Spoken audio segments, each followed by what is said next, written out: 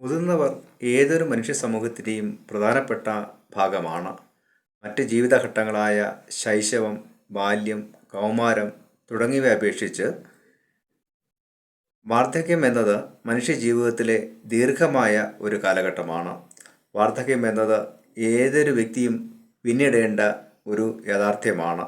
അതുകൊണ്ട് തന്നെ ഓരോ വ്യക്തിയും തങ്ങൾക്ക് വരാനിരിക്കുന്ന വാർദ്ധക്യ കാലഘട്ടത്തെക്കുറിച്ച് ചെറുപ്പകാലത്തിൽ തന്നെ ബോധ്യം ഉൾക്കൊള്ളേണ്ടതാണ്. ഇത്തരം ബോധ്യങ്ങൾ സമൂഹത്തിലെ മുതിർന്ന വ്യക്തികളെ കരുതാനും അംഗീകരിക്കാനും ആദരിക്കാനുമൊക്കെ നമ്മെ സഹായിക്കും. മുതിർന്നവരെ കരുതുകയും അംഗീകരിക്കുകയും ചെയ്യുന്നതിൻ്റെ പ്രാധാന്യത്തെക്കുറിച്ച് വേദപുസ്തകം വളരെ വ്യക്തമായി പ്രതിപാദിക്കുന്നുണ്ട്. നരച്ച മുടി ജ്ഞാനത്തിൻ്റെ അടയാളമായി കണക്കാക്കപ്പെടുന്നു. ജ്ഞാനം എന്നത് സ്കൂളിലെയും ഉന്നത വിദ്യാഭ്യാസ സ്ഥാപനങ്ങളിലെയും പഠനത്തിലൂടെ മാത്രം നേടാവുന്നതല്ല. അനുഭവജ്ഞാനം എന്നത് മനുഷ്യ ജീവിതത്തിലെ വളരെ അമൂല്യമായ ഒന്നാണ്.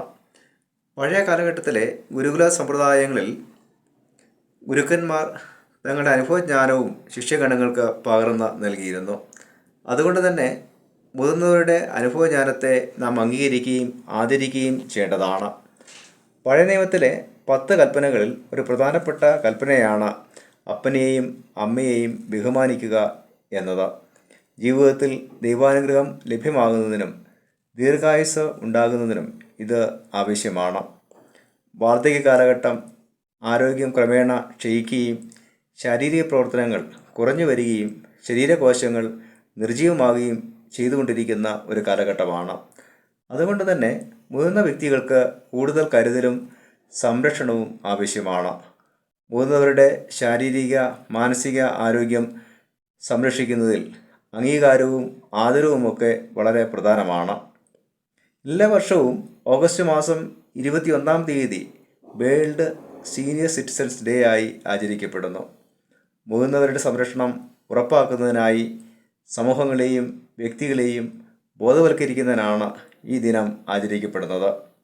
നമുക്ക് നൽകപ്പെട്ട പാഠഭാഗങ്ങളെ ആസ്പദമാക്കി മുതിർന്നവരെ കരുതുകയും അംഗീകരിക്കുകയും ചെയ്യുന്നതിൻ്റെ പ്രാധാന്യത്തെക്കുറിച്ച് ചിന്തിക്കാം.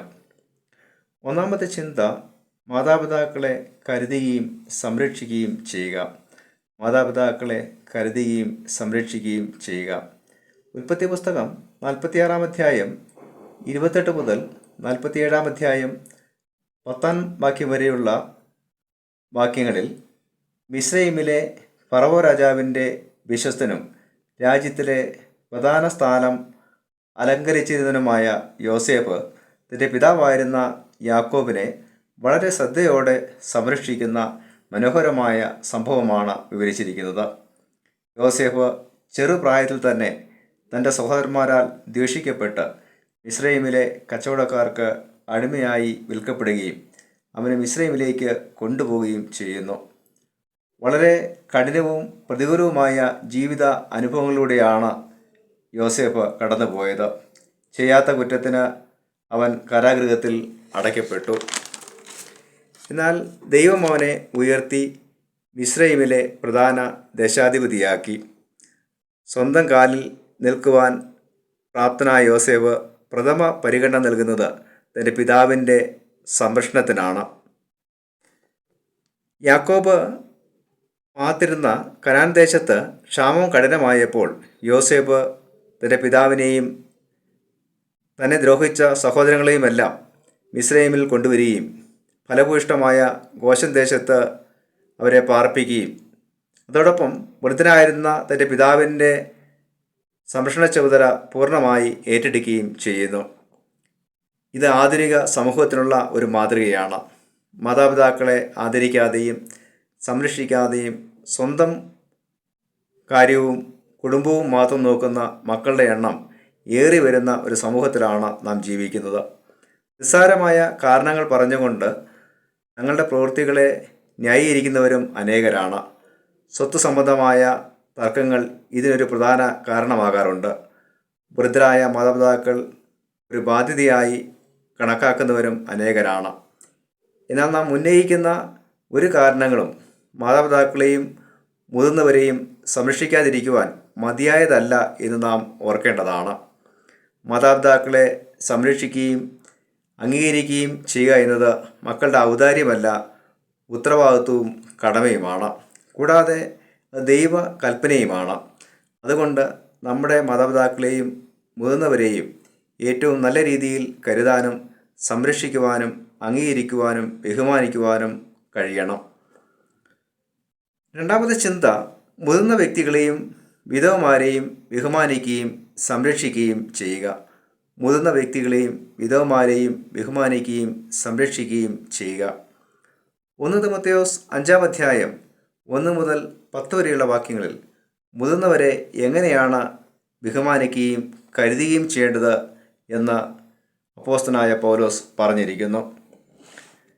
തിമോഥെയോസ് പ്രധാനമായും എഫെസോസ് സഭയിലാണ് ശുശ്രൂഷ നിർവഹിക്കുവാൻ നിയോഗിക്കപ്പെട്ടത്.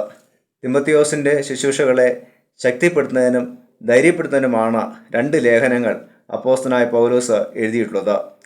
മുതിർന്ന വ്യക്തികളെ ശകാരിക്കാതെ സ്വന്തം മാതാപിതാക്കളെപ്പോലെ കരുതുവാൻ പൗലോസ് ആവശ്യപ്പെടുന്നു. 5-ാം അധ്യായം 4-ാം വാക്യത്തിൽ സ്വന്തം മാതാപിതാക്കളെ സംരക്ഷിക്കുവാനും ആദരിക്കുവാനും മക്കൾ ശീലിക്കേണ്ടത് ദൈവഭക്തിയുടെ ലക്ഷണമാണ് എന്നും മാത്രമല്ല അത് ദൈവപ്രസാദം ലഭിക്കുവാനുള്ള മുഖാന്തരവുമാണ് എന്ന് പറഞ്ഞിരിക്കുന്നു. മാതാപിതാക്കളെ കരുതാതെയും ബഹുമാനിക്കാതെയും ഇരിക്കുന്ന ക്രിസ്തീയ വിശ്വാസികൾ അവിശ്വാസികളെക്കാൾ അധമരാണ് എന്ന് പൗലോസ് ഓർമ്മിപ്പിക്കുന്നു. മക്കളില്ലാത്തവരും വിധവമാരുമായ മുതിർന്ന സ്ത്രീകൾക്ക് പ്രത്യേക കരുതൽ നൽകേണ്ടതുണ്ട്. ഇതര ക്രിസ്തീയ വിശ്വാസികളുടെ ചുമതലയാണ് ഇത്തരം ഉത്തരവാദിത്തങ്ങൾ. എന്നാൽ മക്കളോ കൊച്ചുമക്കളോ ഉള്ള വിധവമാരെ സംരക്ഷിക്കേണ്ടത് മക്കളുടെയും കൊച്ചുമക്കളുടെയും ഒക്കെ ഉത്തരവാദിത്വമാണ് എന്നും അത് ചെയ്യാതിരിക്കുന്നത് തെറ്റായ കാര്യവുമാണ് എന്നും പൗലോസ് ഓർമ്മിപ്പിക്കുന്നു. മുതിർന്നവരുടെ സംരക്ഷണ ചുമതല മക്കൾക്കും കൊച്ചുമക്കൾക്കും ഉള്ളപോലെ തന്നെ അവരെ സംരക്ഷിക്കുവാൻ ആരുമില്ലാത്തവരെ കരുതേണ്ട ചുമതല സഹവിശ്വാസികളിൽ നിക്ഷിപ്തമാണ്. ഇപ്രകാരം മുതിർന്നവരെ സംരക്ഷിക്കേണ്ട ചുമതല മക്കൾക്കും സമൂഹത്തിനുമെല്ലാം ഉണ്ട് എന്ന് നാം മനസ്സിലാക്കിയിരിക്കേണ്ടതാണ്. മൂന്നാമത്തെ ചിന്ത, മുതിർന്നവരുടെ അനുഗ്രഹവും ആശീർവാദവും ലഭ്യമാക്കുക. മുതിർന്നവരുടെ അനുഗ്രഹവും ആശീർവാദവും ലഭ്യമാക്കുക. ലൂക്കോസ് 2-ാം അധ്യായം 25 മുതൽ 35 വരെയുള്ള വാക്യങ്ങളിൽ ശിശുവായിരുന്ന യേശുവിനെ അനുഗ്രഹിക്കുകയും ആശീർവദിക്കുകയും ചെയ്യുന്ന ശിമിയോൻ എന്ന വൃദ്ധനായ വ്യക്തിയെക്കുറിച്ചും 36 മുതൽ 38 വരെയുള്ള വാക്യങ്ങളിൽ ഹന്ന എന്ന വൃദ്ധയായ പ്രവാചിയെക്കുറിച്ചും പറഞ്ഞിരിക്കുന്നു. രണ്ടുപേരും യെരുശലേം ദേവാലയത്തിൽ ശുശ്രൂഷ ചെയ്തിരുന്ന വ്യക്തികളായിരുന്നു. ആദ്യജാതരായ ആൺകുഞ്ഞുങ്ങളെ ദേവാലയത്തിൽ സമർപ്പിച്ച് അവരുടെ വിശുദ്ധീകരണത്തിനായി യാഗങ്ങൾ അർപ്പിക്കണമെന്ന് യഹൂദന്മാരുടെ ന്യായപ്രമാണം നിഷ്കർഷിച്ചിരുന്നു. വൃദ്ധരായിരുന്ന ശിമോനും ഹന്ന പ്രവാചികയും ദേവാലയത്തിലെ ദൈവിക ശുശ്രൂഷകൾ നിർവഹിക്കുന്നതിൽ സജീവമായിരുന്നു. ദൈവിക ശുശ്രൂഷകൾ നിർവഹിക്കുന്നതിന് പ്രായം ഒരു തടസ്സമല്ല. പുരോഹിതന്മാർ യാഗങ്ങൾ നിർവഹിച്ചപ്പോൾ വൃദ്ധനായിരുന്ന ശീമോനും ഹന്നായും പുതിയ തലമുറയെ അനുഗ്രഹിച്ച് പ്രാർത്ഥിക്കുകയും അവർക്ക് ആവശ്യമായ ഉപദേശങ്ങളും നിർദ്ദേശങ്ങളും നൽകുകയും ചെയ്യുന്നു.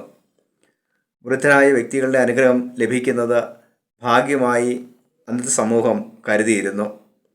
യഹൂദ സമൂഹത്തിൽ മുതിർന്നവർക്ക് എത്രമാത്രം ബഹുമാനം നൽകുകയും അവർ ആദരിക്കപ്പെടുകയും ചെയ്യുന്നു എന്നതിൻ്റെ തെളിവാണ് ഈ ഭാഗത്ത് നാം കാണുന്നത്. വാർദ്ധക്യം എന്നത് മാറ്റി നിർത്തപ്പെടുവാനുള്ള ഒരു കാലഘട്ടമല്ല, ബഹുമാനവും ആദരവും അർഹിക്കുന്ന ഒരു കാലഘട്ടമാണ്. വാർദ്ധക്യത്തിലും വ്യക്തികൾക്ക് നിർവഹിക്കാൻ കഴിയുന്ന അനേക കാര്യങ്ങളുണ്ട്. അതിലൊന്നാണ് പുതിയ തലമുറയ്ക്ക് വേണ്ടി പ്രാർത്ഥിക്കുകയും അവർക്കാവശ്യമായ നിർദ്ദേശങ്ങളും ഉപദേശങ്ങളും നൽകുകയും അവരെ അനുഗ്രഹിക്കുകയും ആശീർവദിക്കുകയും ചെയ്യുക എന്നുള്ളത്. എന്നാൽ മുതിർന്നവരുടെ നിർദ്ദേശങ്ങളും ഉപദേശങ്ങളും ശ്രദ്ധയോടെ ശ്രവിക്കുവാനും അവരെ അനുഗ്രഹിക്കുവാനും പുതിയ തലമുറ ശ്രദ്ധിക്കേണ്ടതാണ്. ഇത് മുതിർന്നവരുടെ അനുഗ്രഹം ലഭ്യമാകുവാൻ അനിവാര്യവുമാണ്. വൃദ്ധരായ മാതാപിതാക്കളെയും മുതിർന്നവരെയും കരുതേണ്ടതും ബഹുമാനിക്കേണ്ടതും അംഗീകരിക്കേണ്ടതും സമൂഹത്തിൻ്റെ കടമയാണ്. മാതാപിതാക്കൾക്ക് അർഹമായ സംരക്ഷണവും ആദരവും ലഭ്യമാകുന്നു എന്ന് ഉറപ്പുവരുത്തുവാൻ മക്കൾക്ക് കഴിയേണ്ടതാണ്. അതോടൊപ്പം മുതിർന്നവരെ സംരക്ഷിക്കുവാൻ ആരുമില്ലാത്തവർക്ക് സാന്ത്വനമേകേണ്ടത് സമൂഹത്തിൻ്റെ ഉത്തരവാദിത്തമാണ്. ഇപ്രകാരം നമ്മുടെ മാതാപിതാക്കളെയും മുതിർന്നവരെയും കരുതുവാനും അംഗീകരിക്കുവാനും അവരുടെ അനുഗ്രഹങ്ങൾ ലഭ്യമാക്കുവാനും നമുക്ക് കഴിയണം. അതിന് ദൈവം നമ്മെ സഹായിക്കുമാറാകട്ടെ. ആമേൻ.